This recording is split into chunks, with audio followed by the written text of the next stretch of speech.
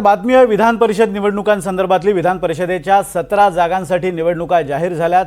18 जून रोजी या निवडणुकांसाठी मतदान होणार आहे, तर 22 जूनला या निवडणुकांचा निकाल जाहीर होणार आहे। यासाठी आज महायुतीच्या समन्वय समितीची बैठक होणार आहे। शिंदे गटाचे नेते दादा भुसे यांच्या बंगल्यावर आज थोड्याच वेळात ही बैठक पार पडणार आहे। स्थानिक स्वराज्य संस्थांमधून निवडल्या जाणाऱ्या विधान परिषदेच्या 17 जागांवर कुणाची वर्णी लागणार याकडे सर्वांचं लक्ष लागलंय। सोलापूर, अहमदनगर, ठाणे, जळगाव, नांदेड, सांगली, सातारा, यवतमाळ तसंच पुणे, भंडारा, गोंदिया, नाशिक आणि अमरावतीच्या स्थानिक संस्थेच्या कोट्यातून विधान परिषदेच्या जागांसाठी ही निवडणूक होते।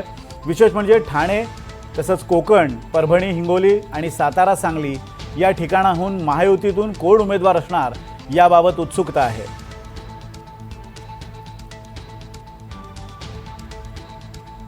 आणि याच संदर्भात बोलण्यासाठी आपल्यासोबत विशाल पाटील आहेत। विशाल, काही वेळातच समन्वय समितीची बैठक होणार आहे। खरं तर महायुतीमध्ये खूप चुरस आहे उमेदवारी मिळवण्यासाठी आणि 16 जागांसाठी निवडणूक आहे।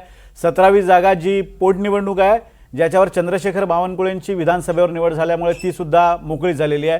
तर या 17 जागांसाठी महायुतीमध्ये कोणकोणत्या जागावर कोणकोणते उमेदवार इच्छुक आहेत? विनोदजी, महायुतीच्या समन्वय समितीची बैठक आता सुरू झालेली आहे आणि या बैठकीला शिवसेनेकडनं दादा भुसे आहेत, मंत्री उदय सामंत आहेत, राष्ट्र हसन मुश्रीफ या ठिकाणी पोहोचलेले आहेत। त्याचसोबत भाजपकडनं चंद्रशेखर बावनकुळे सुद्धा या ठिकाणी पोहोचलेले आहेत। ही बैठक जी आहे ही आता सुरू झालेली आहे। प्रामुख्यानं विधान परिषदेच्या ज्या 17 जागा आहेत या 17 जागांच्या उमेदवारांच्या बाबतीत आज समन्वय समितीमध्ये चर्चा होईल। कारण का प्रत्येक पक्षाकडनं प्रत्येक जागांवरती जो आहे हा दावा केला जातोय आणि कुठच्याही प्रकारे या जागांवरनं महायुतीत हेवे दावे होऊ नये यासाठी म्हणून ही समन्वय समितीची बैठक जी आहे ही आता सुरू झालेली आहे। एकंदरीत जर आपण पाहायला गेलं तर या 17 जागांच्या बाबतीत शिवसेना जी आहे ही कोकणातील काही जागांच्या बाबतीत आक्रमक पवित्रा जो आहे हा त्यांच्याकडनं या बैठकीत घेतला जाऊ शकतो। मात्र या बैठकीनंतर तिन्ही पक्षाचे जे प्रमुख आहेत या प्रमुखांशी सुद्धा समन्वय समितीचा नेमका या बैठकीत काय झालं हे त्यांना कळवलं जाईल आणि त्यानंतर निर्णय होईल।